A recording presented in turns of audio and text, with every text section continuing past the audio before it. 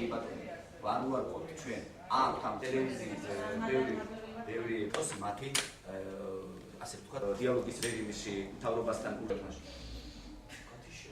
ბოლო პერიოდში აჭარაში ვითარდება ვორჯომში და ესე იგი ეს კატეგორია ვინ არის გაჭირებული და ვინ არ არის გაჭირებული. აგერა შენი სახლებზე უნდა შეგეკითხოს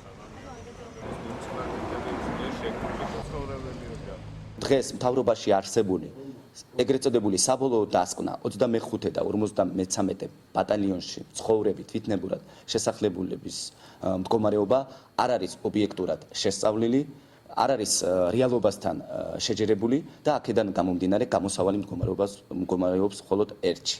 დროებით 3 თვით მაინც მინიმუმ გადაიდოს ინტერიტორიდან ხალხის გამოსახლება, შეიქმნას ახალი კომისია დობით აღჭურვილი პირებისაგან და შესწავლილი იქნას ობიექტურად ამ ოჯახების მდგომარეობა. ჩვენთან კომუნიკაციის პრობლემა, ურთიერთობის პრობლემა ბატონთამას არ უნდა ქონდეს. იქ ძალიან ბევრი ოჯახებია მერწმუნეთ, რომლებსაც საცხოვრებელი სახლები გააჩნიათ და იმ ოჯახებმა გადაფარა ის სოციალური სფერო, რომელსაც ნამდვილად მაგრად უჭირს და ამ ბოლო დროს არ ვიცი თქვენ თუ იყავით იქა, ისეთი ხალხი გამოჩნდა, რომლებიც აი საერთოდ არ გვინახია მან რა და ამასაც თუ შეხედავთ ბატონთამაზე, ვერიგით უკეთესი იქნება ჩვენთვის. არც ერთი არავინ არ